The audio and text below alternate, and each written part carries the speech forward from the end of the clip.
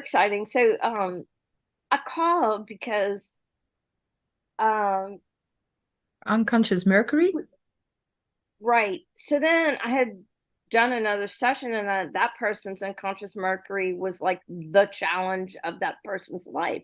And I got so excited because I was like, oh, maybe unconscious Mercury is a place where, in the body graph, it like is a trend. So then I looked up like a bunch, and it didn't hold true. So there were some other charts I looked at. Oh, I was like, oh yeah, that definitely is a challenge, the challenge point. But there were others that it was their strength point. So I was like, Hmm.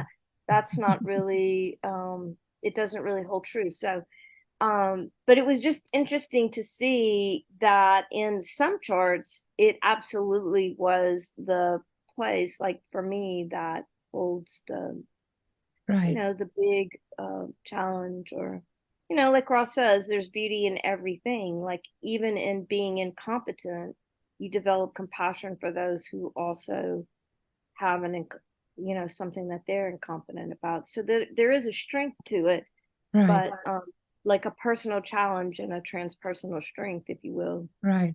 Well, I have one question immediately came up. Did you also see a pattern of if their unconscious Mercury was in an open or defined center? I hadn't thought to look. I'll do some more research and we'll Yeah. circle back, because I'll go Yeah. back.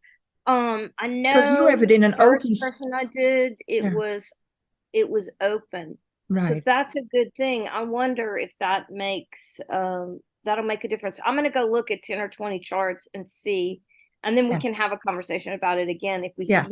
if a pattern actually, Right.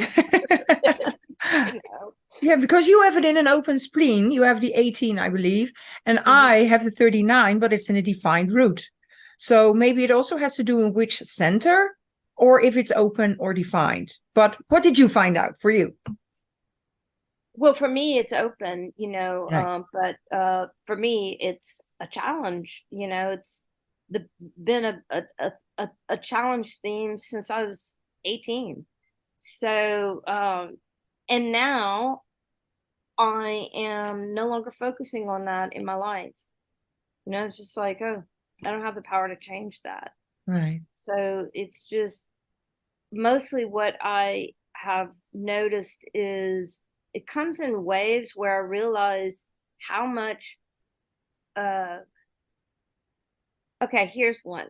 So did I tell you the story about the beer and when we were in the Dominican Republic and the bus and the whole thing? Uh yeah, you shared it, but I just see flashes of it, so I don't know the details anymore. Well, So share it again. we have this extraordinary day. It's 5 hours of, bus ride, an hour hike up a mountain, zip lining with Yeah, hiking now I between, and remember. Yeah. so hot. And then, all we have left after we tip the $6. people is Right. we have I then we remember all now. have beer, right? So I never drink beer. I used to love beer when I was a girl. And I stopped drinking beer in my 20s because I had this friend who was a model, and she had actually come to do a job in Arizona, and she stayed and we had some time together. And um I've known her since I was like in my early 20s. And so we went out, and um I asked her what she wanted to drink, and she got a glass of wine, and I got a beer. And I said, you used to like beer. You know, why don't you want a beer? And she goes, oh, beer creates this layer of fat in your stomach. And I was like, oh my God, I have so much trouble. I gotta eliminate this from my life. Yeah. you know, um, Well, yeah, something funny in between. That's the reason why I stopped drinking at some point because I knew how many calories it had. So it's fascinating that it was kind of the same then for you. This awareness, like, okay, that's so many sugars into alcohol. Is it worth it? Right? it wasn't worth it for me No. because, weight has been my uh, mountain that I couldn't push the ball up. So, um, so I stopped drinking beer. So we go and we have this amazing experience and have this beer that tasted amazing. And it was the only, it was either have a Coke or a beer. I Right. was like, I'll have a beer, like I don't know, it's like I even think it's the better choice. Even right, if right, absolutely no Coca-Cola for me. and it was so good. And so we came home and Trey often has a glass of wine in the evening, and I don't, he'll I say, would you like a glass of wine? And I rarely drink because my internal guidance is to not drink before I have clients. Well, I have clients all the time, so Never time to drink. never Right. time to drink. So the other day he went to the wine store and they had some. They also have beer, and so he decided to get this beer.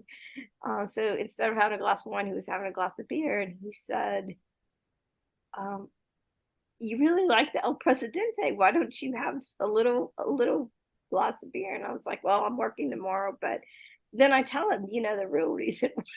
Right. And I tell him, and he goes like, "It's just so silly, like Yeah, but I get it. you know." Yeah. And Yeah. also, we have discussed somewhere in the email you shared with me. How do you feel about alcohol and maybe or drugs? I'm not sure if it was both or just alcohol.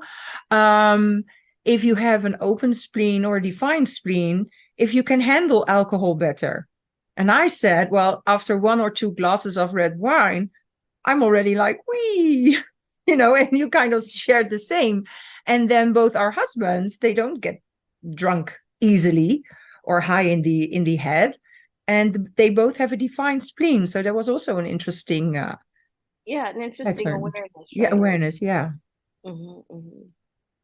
So but then one night he this week, it was in the 90s, which is really hot. So um really hot, and especially for here. And so he had a really cold beer, and we were sitting out on the deck, and said, "I'll have just a little taste." Right. Because it does quench, it's when it's Yeah. hot, it's very refreshing, Yeah. so anyway, this is funny. I thought you were gonna relate it to your 18 and your unconscious Mercury. I was kind of waiting Well, for. it does, because it all has to do with weight. Right. So I'm not gonna, like I made that choice in Right. my early 20s, mid Mm. 20s. Oh, I'm Mm. not gonna have any more beer because, oh my God, oh my gosh, Right. that creates another layer of fat. And this is Right. already the challenge of my life, Right. that I had the awareness of, oh, I can't, that's something I can let go of. Right. Right. Well, Because, I have two questions. Well, or two things to discuss. Um, One of them, the 18 is interesting to me because for me, it's in my Pluto, which is mhm. transformation. Yep. And the other thing is that a while back, I watched a video by Lavina Archer, Hmm. and I believe she shared about the open centers and weight, and that where you are protecting your open centers, you gain weight. So, I mean, I'm almost sensing like as a projector, you have more open centers, and when you're a reflector, maybe even more. So, that would be interesting if somebody has some experience with that. But yeah, it was fascinating to me that if you're protecting your open centers, you gain weight because less energy can come in, so to speak.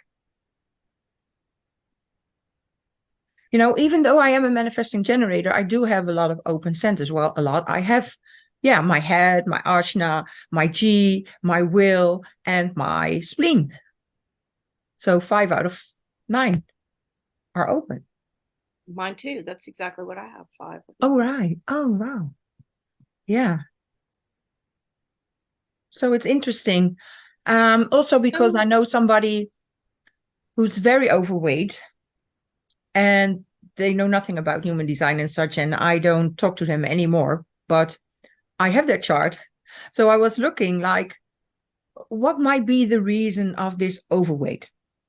And next to all of the psychology I have of this for this person, I also noticed a lot of open centers, and especially the will center. Yeah, the will and the G. And maybe because now I'm kind of relating it to, the identity and love and yeah, I don't know. Something is there. That's just what I'm sensing. Yeah. Okay, so let's do a few. I mean, if you have an open spleen, how do you protect an open center?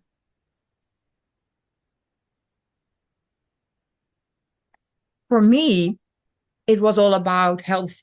So it was all about vitamins, supplements, even doing my education for my work when I was beginning, even with a weekend job. I was 14 or 15 that I started. And then I already went into the books and I got my degrees in homeopathy. Homeopath. I don't know the word. I know the word, but I can't pronounce it. Homeopathy? Yes. Homeopathy. Yes. I'm gonna work on that word. And but also the over-the-counter medicine. I believe you call it drugs. For us, it's a weird word. So especially with the supplements and all the vitamins and all the cleansings and such, I have tried almost everything and tried out what works for me and what doesn't work. And when I speak to people, there's a natural tendency for me to give them advice about their health because I've tried everything and I learned so much about it. So yeah, for me, protecting that spleen for me is about health. And it relates also to the alcohol. It was not only for weight, but was also, yeah, with people with alcohol problems. And I saw a lot of men with beer bellies, so there was an awareness of what alcohol does to the body.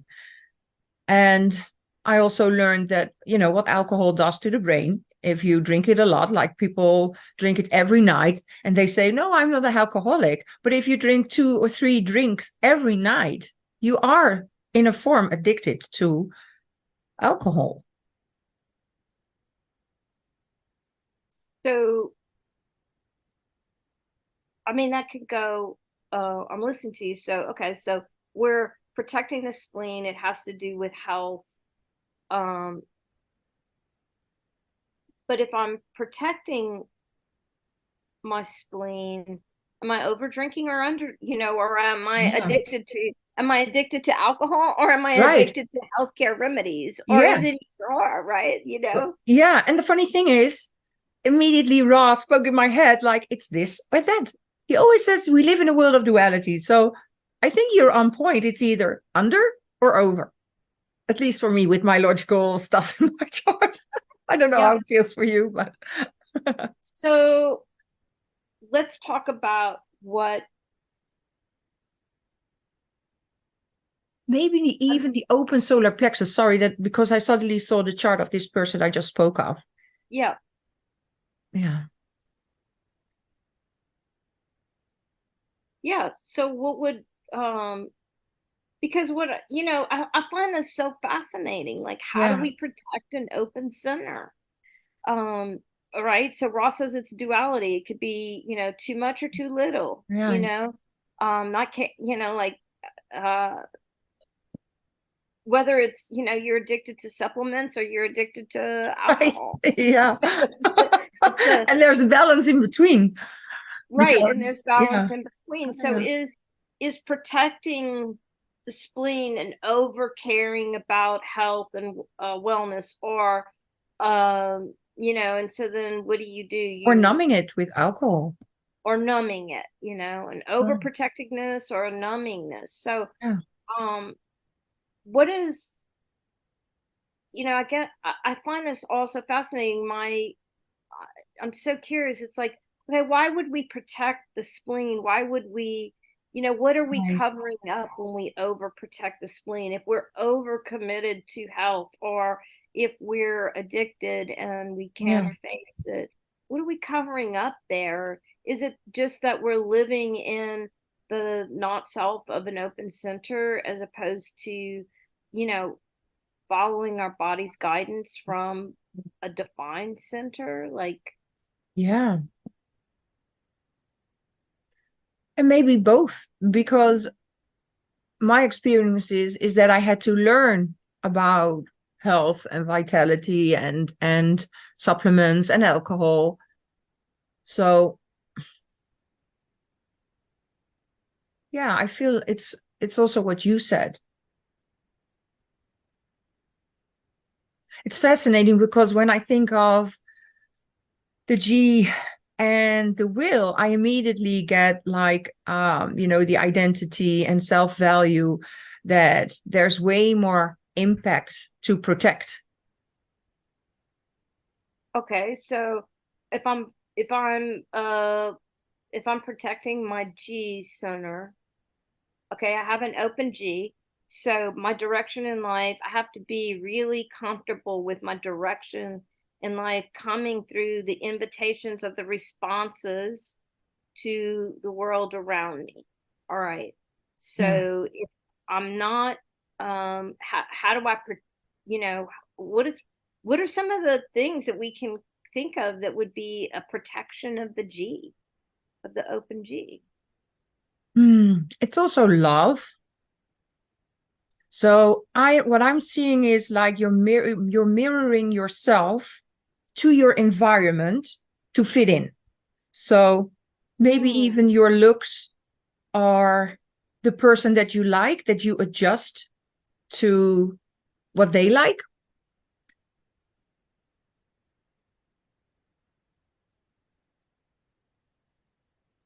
So that you're Mhm. accepted and loved. Yeah. And Hmm. also it has, yeah, immediately I felt the direction in that, because you're following somebody else's direction when you're mirroring.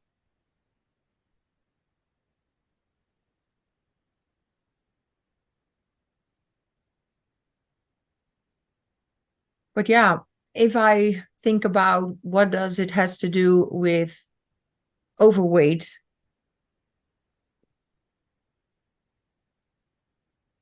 but maybe it isn't even has to do with underweight, anorexia and bulimia. I had bulimia for a while Yeah. because I felt that I only could be loved when I was thin. Right. I couldn't accept my body. And then the funny thing is, now I seeing my 46 is the love of the body. I had to learn to love my body for the perfection that it is. It's now I know that it is my vehicle, it's my temple, it's the only way I can experience life. But I didn't see that. I had so many, I can even periods, that's the right word. I had so many periods where I was depressed and feeling so ugly and feeling not good enough, but that also has to do with my open will center. Mhm. And I know that these, as a chakra, they were one first. When we were seven centered, they were one. So I do Mhm. feel there's a lot of relationship in both of them. Mhm. Yeah. And yeah, I was kind of, even though I had my own identity in the way I do or how I love makeup and my hair, but there was something there that I would adjust to the environment where I was. But most of them was because I chose the beauty industry, that everybody had to be perfect, like beautiful little dolls, and I'm very tall and I'm very broad shouldered and my bones are very heavy. So I'm a big woman, and not big only in weight, but just as a whole person. Because when I was super thin, I was still big because I'm so buff, or I don't know the right word for it, but I'm a real Dutch person, so to speak. I'm just tall and, you know, Right. I mean, my mom's family, my great grandmother, she wasn't much taller than me, but she ran a farm. She had 12 kids. They were farm kids. Like my great aunts, they have they have sturdy bones, is what right, I like to sturdy say. bones. Yeah, that's a Sturdy beautiful. bones. So from their very internal structure, Right. their bones are it doesn't matter how thin you get, when your bones are Right. sturdy, which is Exactly. an amazing thing to have, right? A body with Yeah. sturdy bones can take you through a lot. It's like Yeah. designed to, you know, Absolutely. to do and go and be, and so it's a really great thing. But when we mirror society and thinness, from the The very core, smallness. your Yeah. bones are not thin, they're sturdy. Right. They're, Yeah. God. And even in my family, on my father's side, my father was the smallest one, because all of the men and also the women, but the men were over 2 meters, all of them. And even the women, most of them, all my um, nieces, they are all almost the same height as me, or a little bit taller, or just a little bit smaller. And I'm 181. So yeah, and they're all very, yeah, sturdy bones. Yeah, so trying to mirror society, you could get as thin as you wanted, but I mean, skin on top of your bone was still gonna be. Right. It was even it was weird to look at me at that time. I had sticks and as arms and legs. The body was still. So I was kind of glad when I gained some weight at some point. But I thought Yeah. I was looking well, because I was mirroring, my environment. Yeah. So the protection of the G includes, there's probably a lot of other things. I'd love it if people write in the comments of, Yeah. I'd if love to this hear. triggers something in their own awareness of how they protect different open centers. But so we can get to the G as mirroring as a protection. So we mirror so that we feel a part of something. Right. To belong somewhere for me was yeah, it's still sometimes a conditioning that I feel like I need to belong somewhere. I have the 2.3 in my Venus, in my SQ. And it's always kind of, because it's orientation, dislocation orientation. I feel like, at least in the past, it was very much alive for me. I was always looking for belonging. Even when I was a little girl, I thought I was adopted, because I felt I didn't belong. Mm. And I know that I'm belonging to me in my body, and I know that there's not one group of people for me. But when I listened to the talking body graph, I heard that I am not here even to be with a person or a friend, any relationship, like in constant contact. I'm here to see them, nothing, and then at some point see them, or have contact, or have a meeting, or do something fun. But I'm not here to constantly be with people. But I've always felt like I did needed to be or belong to a certain group. Wow. Yeah, I'm thinking about you see people in life who, and if this is you, kudos on you. But for me, it's seeing people who, it's the couple who they do everything together, and they're so locked in, and they're so happy. Yeah.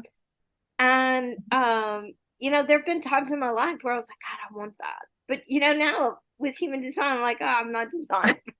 Right. Yeah.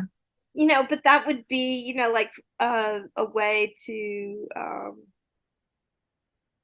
protect, I guess. Yeah.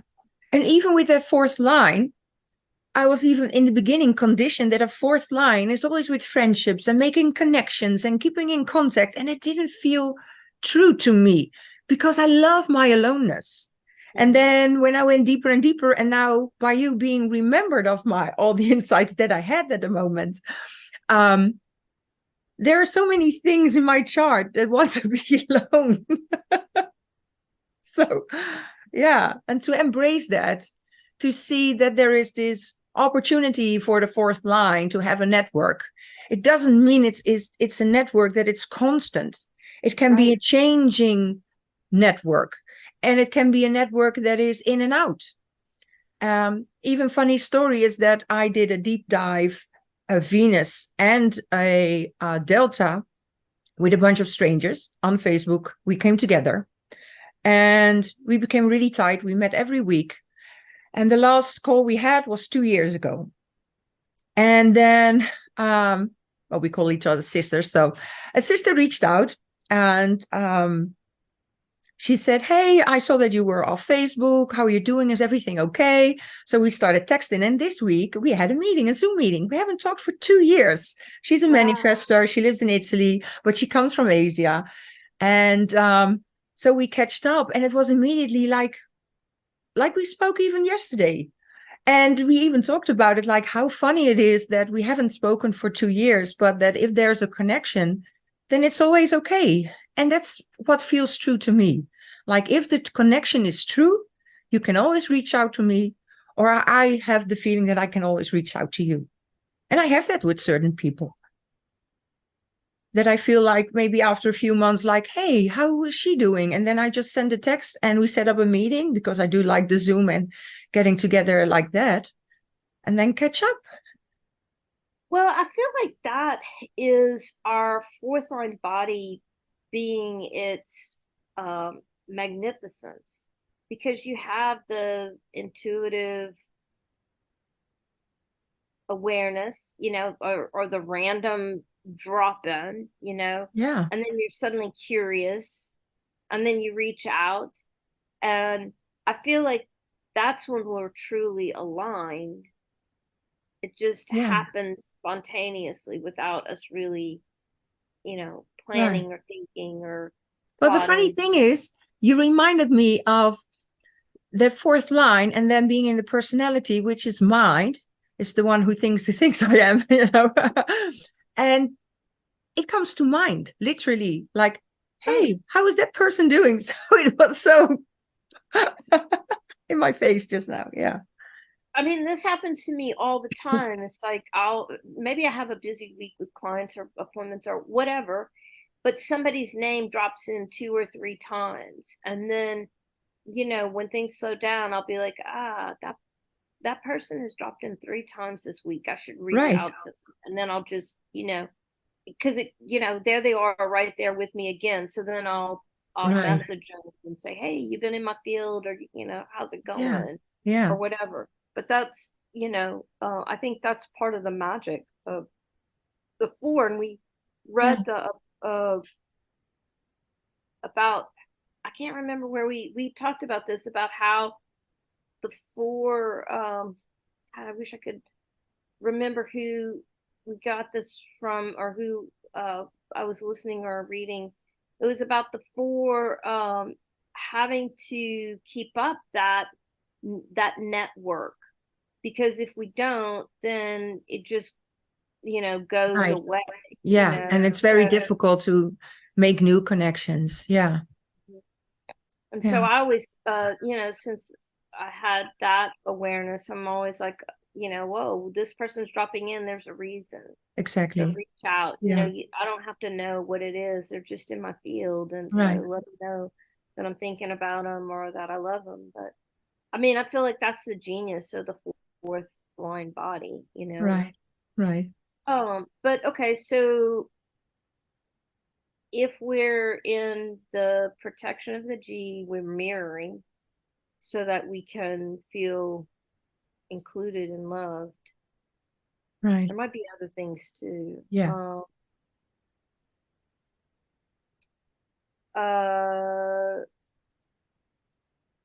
I have a defined solar plexus. You have a defined solar plexus, but might not be. Well, what I remember is that I'm not quoting, but I'm sort of quoting, that you're protecting your emotions by overeating, because it brings another layer, you know. Yeah. So all the outside emotions which overwhelm you don't come in that hard. That's how I kind of remembered what she said, because that was so fascinating to me. Well, I feel like that could be whether you have an open emotional center or a defined one or an undefined one. Definitely. But there's the difference is that there's another reason for doing it. So I might overeat, which I did because I had bulimia, because there was too much stress and there was too much going on emotionally. So to numb myself again, like the open spleen or like the spleen, I stuffed myself to numb, because it gave a certain feeling in my body. Maybe it was even to ground me or something. I don't know. Yeah. And then, yeah. So when I was young, it was just overeating to numb the emotions. And then when I had the bulimia, it was to numb myself and then to take back control by throwing up. It was like the only thing I felt like I had control over. So everything, all the chaos that was going on, which I feel my 36.4 in now, Mm. in my moon, I feel like, yeah, I can remember that big thing that I felt like the only thing in my life I could control in all the chaos that was going on, all the drama that was going on, was being able to throw up my food or anything that I stuffed. And I Yeah, had I a perfect mean, mixture to throwing it do out. so. You know, Sorry? I mean, Yeah. we use the word throw up, but it Right. really was a throwing out, like get out, you Right. know. Yeah. You could control what you kicked out. Yeah. You could control, yeah, what you kicked Yeah. out of. And it also, yeah, it also had to do, because it's always a whole, it's also always holographic. Like it's Right. not just this defined and this open. It's like everything works together. So because we're talking about weight and the mirroring of how we look and such, is that because I was so aware of not wanting to be big and overweight, I was numbing myself, like I knew that it would work, so to speak. I thought it would work. It didn't work. You have to solve your problems, but and do the inner work. But I was throwing up because I didn't want to get fat. So there was this mixture of why I was doing one thing and why I was doing the other thing. I tried the anorexic stuff, but that wasn't for me because I couldn't control. I could not eat, Right. So then I thought, well, I just overeat and just throw up. Let it So I go. have the satisfaction of feeling full and not empty, because I felt empty at a lot of times. But then not having the consequences of gaining weight. I know it's weird, and I can laugh about it No, it's now, not but it was weird at very all. I mean, serious then. Yeah, I'm listening and I can see how, the you know, mechanics. Yeah, it so relates to the yeah, solar plexus and the you know, protecting. yeah. How about throat? I have an open throat, so And I have it defined. How do you protect that? But how do maybe you protect yeah, it it? depends on. My daughter has a completely open throat, and it's very hard to talk to her. And of course, she's below 30, so she's still in that uh big emotional wave. So it's sometimes she's like really grumpy, not saying anything at all, but I'm feeling her energy and sensing Mm-hmm. it. And but sometimes she is very open. So there are moments that I can ask a question and nothing comes out. And I'm seeing that she's holding back her emotions because there's no connection. And she has two things. She did eat more, Yeah. and she smokes.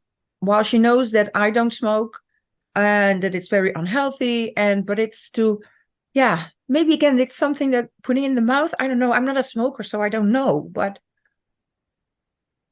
She's not mountains, is she? No, she's natural shores. Like me. Yeah, I mean, because I'm undefined, but Yeah, when you and I are together, you're 36 versus my 35, so I get to have the experience of a yeah, defined throat. But I'm just like, wow, how would I yeah, protect that?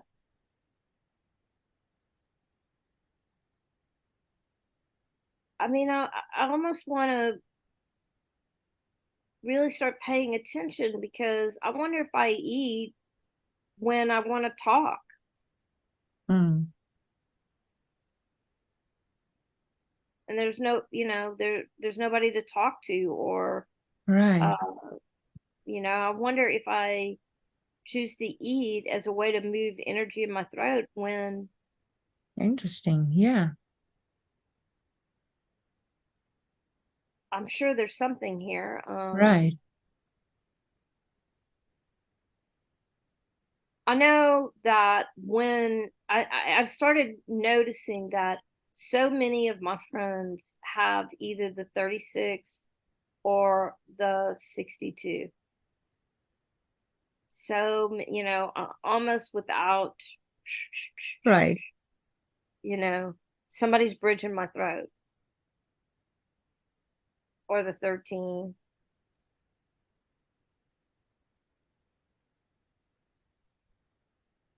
Um, Yeah, it is interesting. For me, it's the 44/26. I only have the 26. You have the 44, but I know a lot of people that have the whole channel. So it's also like interesting, right? yeah,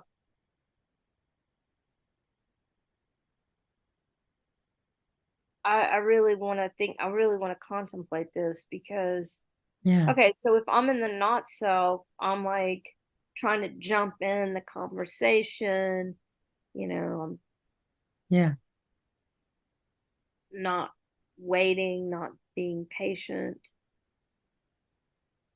Um, if I'm in a group and we're all out to eat, do I eat really fast? right. Because Mhm. there's so much energy. I'm trying to move Right. the energy. Yeah, Um, as opposed to jumping in.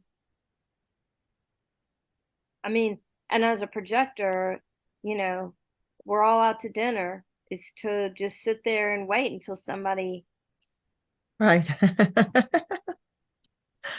Invite you in a conversation. Yeah, mhm. Or a lot of times I'll ask people questions. Like I'm sitting there and I'll ask somebody a question and then off they go, and yeah, which I love. I love listening. I love finding yeah. out more about people, but I, you know, um, I will eat faster. I Mm, know that about me. So am I protecting right. that undefined throat through moving the energy by eating, drinking.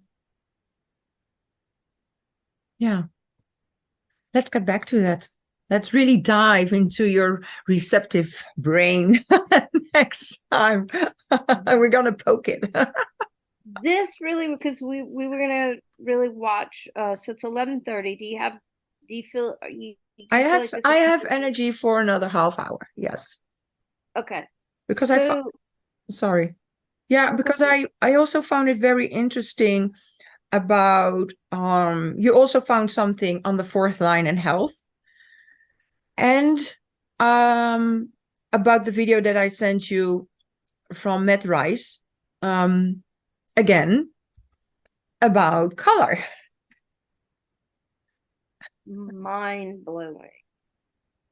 So, uh, you know, in this big focus of my life on weight, I have been really focused on my PHS and my determination, living, in a natural shore, eating. Mine is cold. Uh, so, the information that I had read was that, cold is about uh, your body running hot, your internal engine running hot. So to eat things that are your body temperature or cooler, to eat things that are not spicy, overly spicy, which I'm Cajun, so y'all, I like me some spice. Yeah, me But too. I really, cut back on that.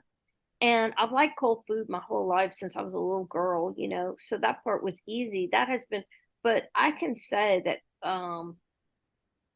I have been really focused on the temperature thing and the spice thing for several years. And yet here I am weighing more than I've ever weighed in my life. So Corinna sent me this video about by Mike Ruiz. She can probably put a link in our notes or something. And I find his exploration of color, the PA, it's relating to determination and color and tone. So his video goes through, he has both trigrams of color, lines 1 through 6, and tone, line 1 through 6. So basically, your determination in your environment side by side. Right. And he goes through them, and it is mind blowing to me. Yeah. The way he talks about cold and hot Yes. is to me revolutionary. I actually stopped the tape and went and got the PHS book out and the advanced PHS book. And it was really interesting because in the PHS book, Ra doesn't really even go into the three. He's more talking Right. about something else. I don't know how Matt's developed this wisdom, but here it is, y'all. What he talks about is throughout both of these, the line 1 through line 6 in both the determination and the environment, is that the left side is active and the right side is more passive, calming, Yeah. and the left side is more active and stimulating, and Yeah. how that's a theme through the whole thing. But what he talked about for cold environment is basically that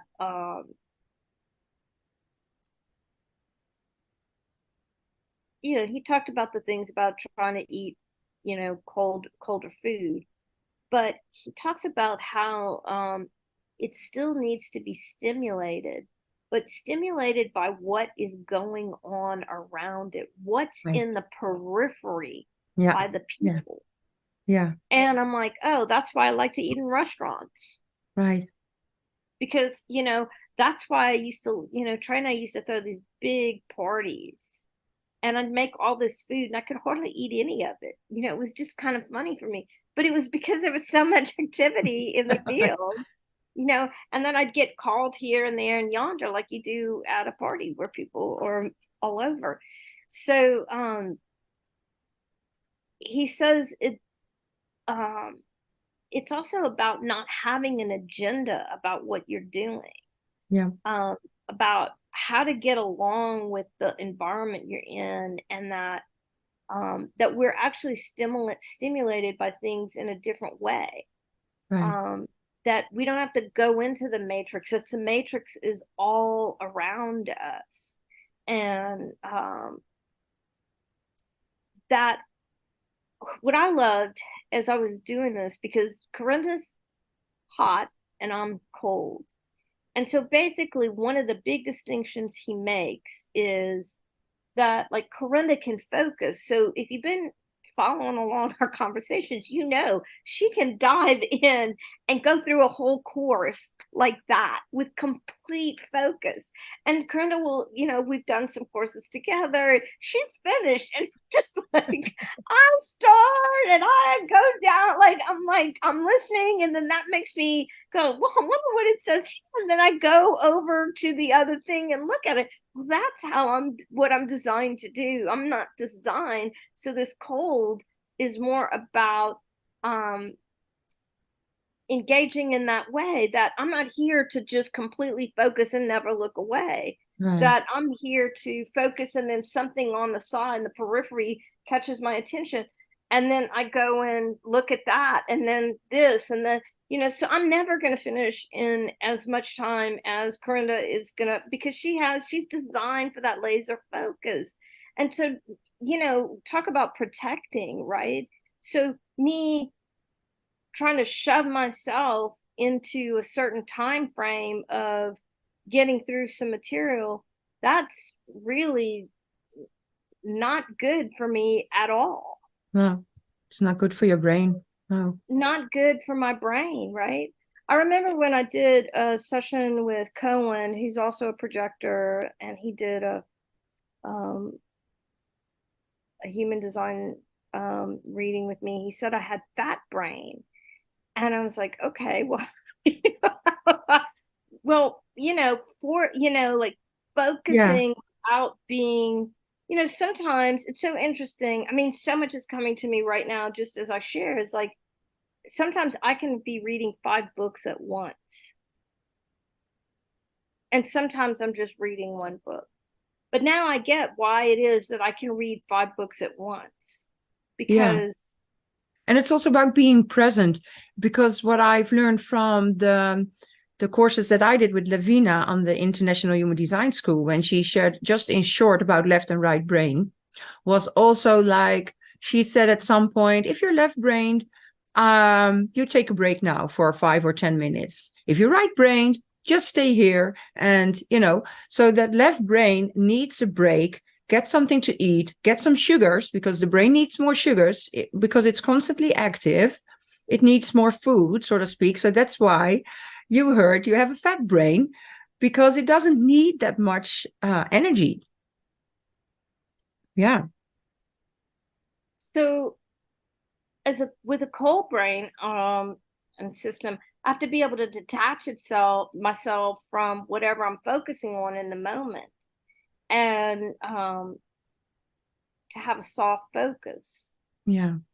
And then also what he talked about is being stimulated without being attached to what you're stimulated by. Yeah.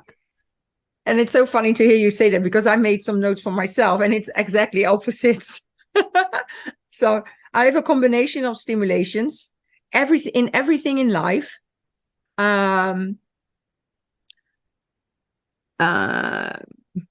Let me see.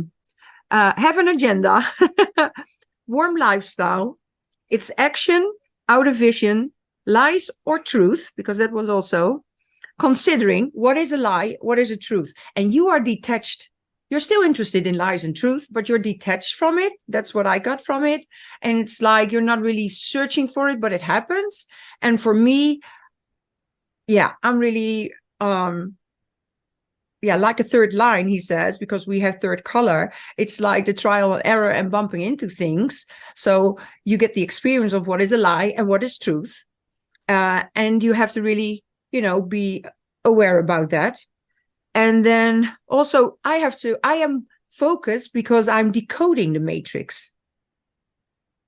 And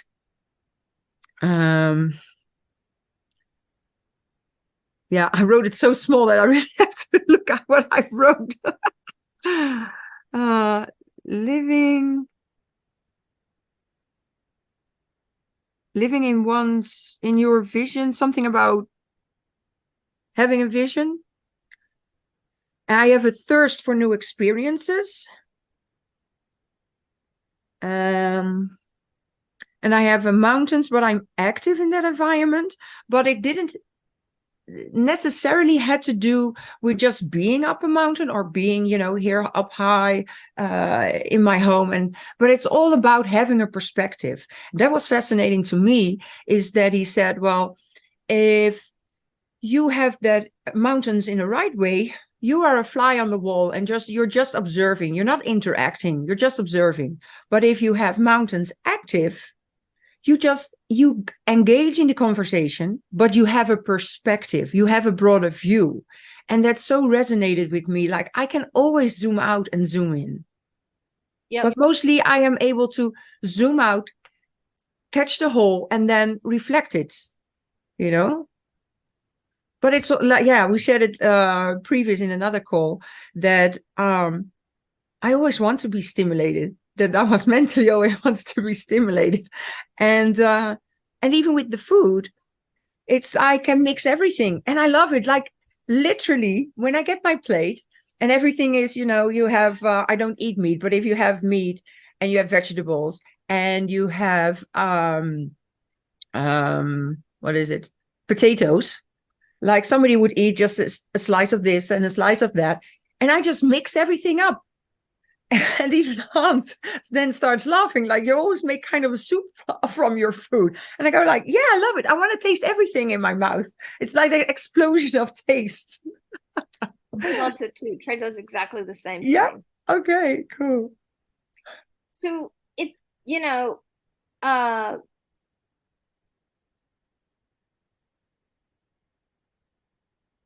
you know, there's so much. Right. I already was thinking, like, what did it spark in you, what I just shared? That I need stimulation, and but not solid focus. I need Right. stimulation. So um kind of like the metaphor of a dinner party is perfect, because at a dinner party you might be focused for a few minutes here and you're really really focused, Right. but then something's over here and then you turn and then you go. That's kind of perfect for me. And I want to there's two things that I want to talk about. One of them is the matrix, how you were just talking about, like, through your Yep. focus you're decoding the matrix, right? Right. And then what did it say about cold in the matrix? Um, The matrix is all around. right.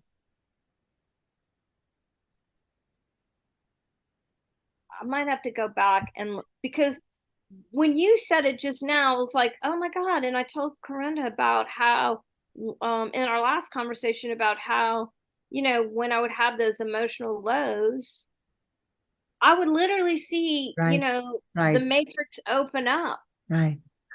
and I would be getting sucked into it. Right. Or not, if Trey could, and then think about how I told you I navigated that. I just happened to Trey one day was asking me, well, what is it like? And I was describing to him, well, I see the underlying matrix of things, and the matrix opens up and there's this big black hole, and it's like it's sucking me in, and I can't, like, it takes all my energy to not be sucked in, but I Right. can't not be sucked in. I'm just sucked in. And so he was like, well, call me next time that happens and then I'll talk to you. So Right. like, now reading, understanding this, so he became some peripheral, like, there's the matrix, and Right. instead of getting so sucked in, he gave me some activity, right, Right. that through his conversation with me, Right. that would keep me from getting sucked in, and then eventually the matrix would just close, and then, oh, the release Mm. was just incredible. So um, I wish I understood that more. I'm gonna say I wish I Yeah. I believe could. it was like, you're not that busy with decoding the matrix. Like, I believe it was something like, there's less interest in it because you're already aware that you're in the matrix, so to speak. Something like that. But yeah, go into it and come back to me with it. I'll go Yeah. listen to that again. But the other big aha I had, and it's so interesting, the serendipity of it all, because um Trey's little stores in this small town. It's a main street. He's right on the main street, narrow valley, and it's designed for, he's designed to be right there. Right. So there's a building across the street from his store, kind of catty corner, that the guy, which is where we had our first store on the first floor. The guy has bought this multi-story building and he is renovating it, and he's making second, third, and fourth floor, I believe, or second and third floor, I can't remember, into apartments, So Trey heard that the top floor apartment is going to have a rooftop deck, and it's right across from the harbor. And it's right where there's a big driveway to go to the parking lot that's behind the whole thing between the main street and the harbor. So you can, like, one of the things I used to love to do was I used to love to go sit with him on Sunday afternoons when it was sunny, because I could sit at the front counter and watch the boats coming in and out of the harbor. It was really pretty. So he's telling me, he'd been talking to me about, hey, I hear they're going to make some apartments and I bet they'll be nice. And the top one is going to have a rooftop deck. And I was like, oh, that kind of sounds nice. And then after I listened to Matt, I was like, oh, I'm on a natural shore, but I don't have enough peripheral action. Right. Wow. Wow. And I had been telling Trey that about this place, like how much I love it here, but also how, it's not even a place that I could actually ride a bike out of, because Right. there's this huge hill that you have to go in, come down and go up to get in and out of the neighborhood. And then there's a really long road that, like, all the cars come down, and there's not a bike lane. It's not really safe. It's really kind of narrowy in a forest, up and down and curvy, and no bike lane. And there's a school, there's a lot of traffic, so it's not perfect conditions for riding a bike. And I don't, I always, if I'm gonna walk, I get in my car and I go and I drive to a forest and I walk through a park in a forest. There's several around here. But there's, it's so still here, which I kind of love, but I realize that, I'm not getting that peripheral action, and how a place where a natural shore where there's action. And then I was contemplating when I started, this journey of leaving Arizona and trying to find a place that my body really wanted to be. When Hawaii, I mean, that's exactly what I did. I was on a place that I was in an apartment. I was high up, so the noise wasn't loud, but I could get on the biki, I could go ride. There was always something going on around me. I was super happy. Or I could be in my apartment, and have my, space. And then when I was trying out Canada, it was the same thing. I had rented a townhouse. It was right on the water. So I had those natural shore views, but the promenade for the town went right in front of the building. So I'd gotten a bike, and every day I would go ride a bike. I would do some, there was always peripheral action going on. Right. You were that fly, not on the wall, but you were the fly that was just going everywhere. Yeah. Yeah. So after I listened to that part, and then it's even like with this video. And also, I just want to honor you, because you'll send me things, and sometimes I'm like that quick with it, and other times I get through a part of it, but then I never circle back, and then you'll randomly toss it back out to me. And that's what happened with this. You had sent me this before, and I had listened to a little bit of it, but it had sparked something in me, and then I was down another rabbit hole, which is exactly what again, there's the rightness of me that I was making wrong, but like the part of you that I want to honor is, as a friend, you didn't give up on me. You just tossed it. I have hope for you. No, just kidding. Just kidding. No, it's just because, yeah, I'm active too. So just in another way. So I'm just sharing me. I'm just sharing me because I'm excited. I'm activated. I circle back because I forget things. And then somehow I know the universe works through YouTube for me. Then somehow this video circled back to me. So I was like, okay, interesting. We are now working on color, tone, and base, and this video comes back to me by YouTube. So I started listening, and then at some point I do lose my focus, and then I just scroll forward, like, okay, which is my part, because I'm interested in everything, but I have to let go of, I'm not here now to advise other people. I'm now here for me because Simone and I are investigating Yeah. ourselves in depth. So yeah, and I got so excited, and I was just like, I just had to share. So And I was like, oh, like when it came in the second time, I was like, oh yeah, I love that video. Look that video again, right, and I don't it's not the love of my life is, for some reason written text is more powerful for me and I take things yeah, in. But I liked that video and I liked him and so I went after it. But this time I was able, to to receive take it. in more. Right. And I just really appreciate because, somebody else might want to condition me into their way of being. And, Hmm. like I realized that I can't have that focus, that is Right. unending, that I have to stop and start. And then it made me also think about like when I was a professor, let's say I got a whole bunch of papers in, I might have 50 to 150 papers to read, right? But what I would do is I would, my favorite way to grade was that I would sit in my den, whatever, with my computer and I would have on the TV like Hallmark movie channel, like a romantic comedy or something that Yeah. you don't have to watch to know what's going on. So I would grade a paper and then I'd And look up listen. at the rom-com, Right. or the Waltons, some old TV show that, was not hard to follow, like you could Right. just pop in and pop out. And I could grade so fast when I could just look up at something else, not need a whole lot of backstory, engage with Mm. that for 5 minutes, and then go back to,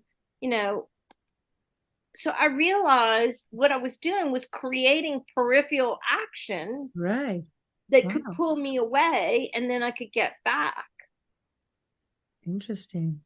And so now this is like helping me, it's the thing that I love about human design is that accepting more of the rightness of me as opposed to seeing the way that I am as a wrongness, Right. So the perceived wrongness would be, why can't I just focus for 4 hours and bang these papers are out? Or, Right.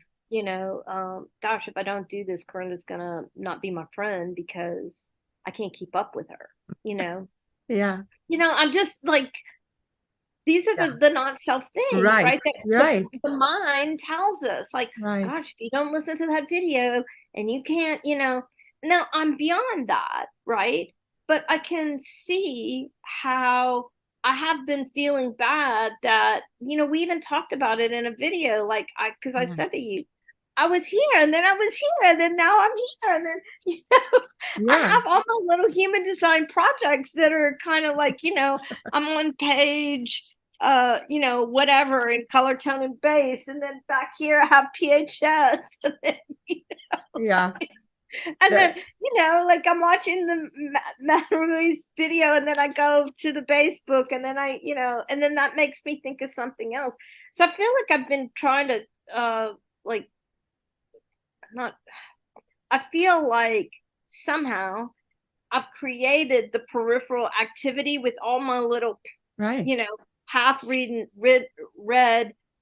text, that I'm, Right. so I'll go in here and then I'll pop out there and pop up there. I'm like creating the peripheral stuff Right. because there's not peripheral activity for Right. me. And I'm thinking about, the things that I was doing well before I knew human design and where I wasn't, Right. where my mind was guilting, shaming me, Yeah. And it's even, you know what, the funny thing is, because you just made me aware of it, about how you now can see how you honored your design in an unconscious way, which I love, because it's what I shared before, is when I got in my burnout and started painting, I started listening to all kinds of teachings. You know, my open head center was just like, suck it in, see what sticks.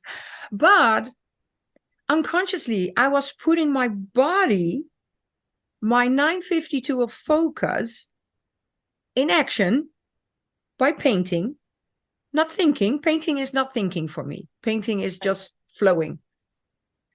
And then having that activity in my brain through listening to the information and mixing things up. I'm just realizing that now the three are mixing things up. Combination of stimulation. Boom. I mean, that's so powerful, right? Right. And it really, what my biggest lesson is from transitioning to, you know, my outer job, to getting the burnout and starting doing what I love to do and creating that space and retreat for me, is that I'm naturally living my design now. And I can see all the little transitions and transformations of what I already did naturally, the things that I was conditioned to do, and I step by step let that go. And then now, you know, with working with my design for several years and then going back to stuff, to remind myself again, becoming more aware and aware, I almost feel like I'm becoming unconscious. I don't know what the right word for it is, but I'm becoming me naturally, because sometimes I don't even know. And then you go back, you go like, oh, what is this or that? And I go like, oh, I kind of forgot what my contemplation was about it, because I'm already living it, so to speak. Yep.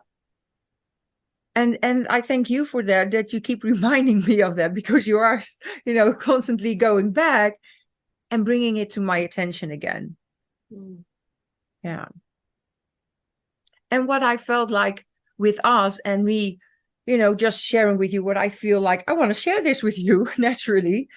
That sixth line can have judgment, but I feel like we are beyond the judgment. There is no more judgment. I feel like we have accepted or trusting the connection that we have. So there's never a wrong. Right.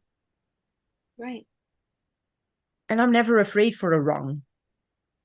No, I mean, I just tell you what I feel, Right. and you Me tell me too. what you feel. And Right. we're always like, oh, okay, like, Yeah. okay, okay. Yeah. Um, question.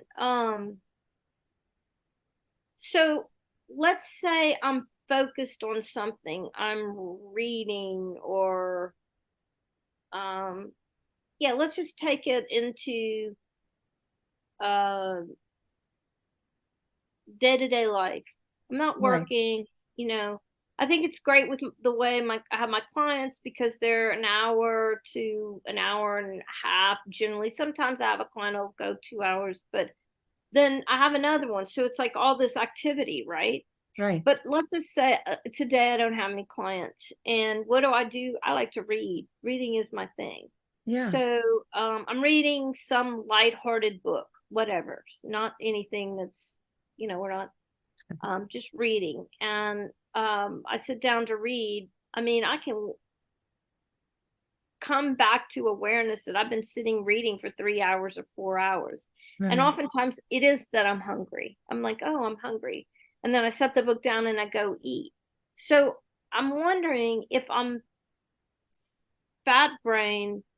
I'm really trying to understand the fat brain thing. I'm wondering if Mhm. I'm fat brain because I've allowed myself to sit and read the same book for 3 or 4 hours and I've been focused, Yeah. or uh, if that singular focus, I haven't been called out by the activity on the peripheral activity.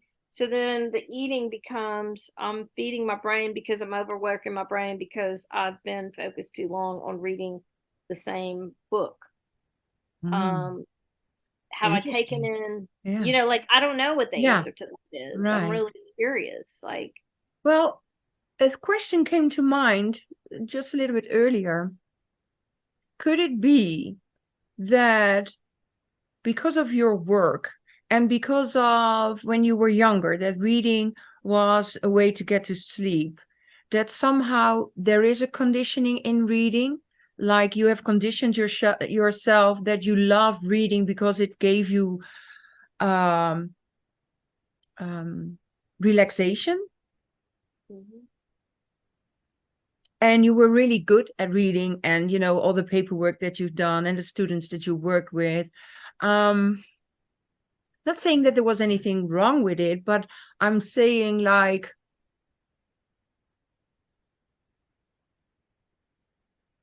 I don't know what I'm saying because a lot is coming in Well, right I'm now. following because Yeah, there's something in the energy of what you're saying, and yeah. as you're talking, what's being provoked in me, or what's coming out, or what I'm seeing on my internal screen is that there is actually a difference between I read with a couple other people who we talk about books together, and they'll say, "Oh, this is a really great book," and then I'll read it and then we talk about it, which I love doing. It's, um and sometimes the books that other people or writers that other people are interested in, um it takes a lot of my focus because Mm, I find, like, what I'm finding is when people are reading stories, and we're talking about fiction, I'm not talking about nonfiction because reading nonfiction is a completely different experience, okay. but just fiction, because that to me is fun, Okay, perfect. it's Yeah, what I enjoy, yeah, you know. And as a projector, we're waiting. So do what you enjoy while you're right. waiting, right? Right. For the If you next love 10 doing it, pages. then it's okay for the emotional being. If it Right. So feels I good, love right. reading because Yeah, stories are, I just I just love it all. And I also edit books. So yeah. anyway, but I've been noticing that books that some of my people like to read are really about first or second line kind of things. They're really they're books about Mm, survival, or when people had to mm. survive. And I don't enjoy it. Interesting. Interesting. Like, Mm. I'm reading and I can, I'll start editing as I'm reading. I can see the craft of the writer and how they tell the story, and how, you know, um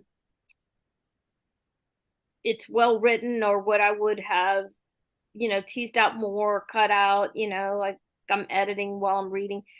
But I noticed when it's books about survival, Mm.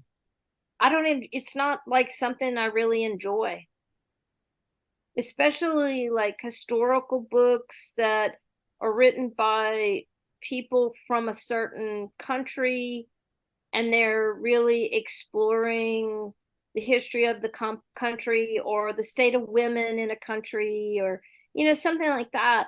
I can value that it's really well written, and simultaneously, um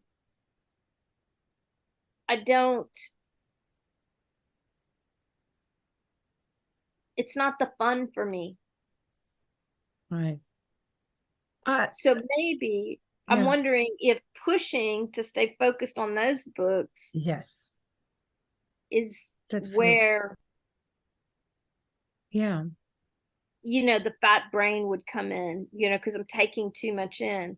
But when it's a book that I'm like totally into and it's super fun, I mean, there are times where I'm sitting and reading, like, I don't know, last weekend I had Saturday or Sunday, I had the whole day, and the sun off the water, it was just so incredible. And I was sitting in my favorite chair by this big window, and there were a lot of sailboats out, and I'm reading this book that made me so happy, and it was well written, and just enjoying myself there. That to me is like winning the lotto. But I realized when I read this, was is it that I sit myself in the chair by the window because the peripheral action is Yeah. watching the boats go by and just looking up? Well, then I have a challenge for you, an experiment. Yeah. Next time that you have this same feeling like, oh, I want to read and I want to sit by the window, I am asking your consciousness, your awareness. Can you become aware of your peripheral view while you are reading? Can you Always. I become can tell aware you. that you see everything? Always, already, you already know. Okay, perfect. Always. Yeah. And actually, Trey and I've been having some really great conversations about it because, in the past, he would say, please look at me when you're talking to me. And I've explained to him Right. that if I'm looking away and I'm That you're taking taking him him in. in from the side, I'm actually taking more of him in. So he's kind of gotten used to that. But it was so funny. When we were having, because he had told me about the potential for this new place to live on a natural shore, but with much more peripheral Right. activity. And then I listened to the Mount Ruiz video, and then he came home, and I was like, "Hey, I want to talk to you about that place. I'm actually really, really, really interested in it, Yeah. and it relates to my digestion, which he knows how committed Important. I am to Yeah. because of eating the colder foods, Right. And Right. he'll make a bunch of fish, and he'll say, "Would you," or some shrimp or something, because I don't eat meat either. But he'll say, "Hey, I'm gonna grill some fish. Would you like me to make extra so you can have some cold fish in Right. the fridge with your Right. lunches or whatever?" Like he knows. Like, Yeah. so we were talking about it. We were actually in the laundry room because he was folding some clothes or something. So I'm standing there and we're talking, and I kind of turned my head, and I'm trying to explain to him why, I feel like this place relates to my environment. And, we're talking about how, like, yeah, now, like when I'm looking at you, what Right. I'm really taking in is the water over there and Right. the ironing board and the shit's right here. More than I'm taking in you. But let me just turn right now and I'm taking you in. Right. But yeah, I'm totally aware of that. But that's come through our conversations and our studies together. Yeah. Yeah.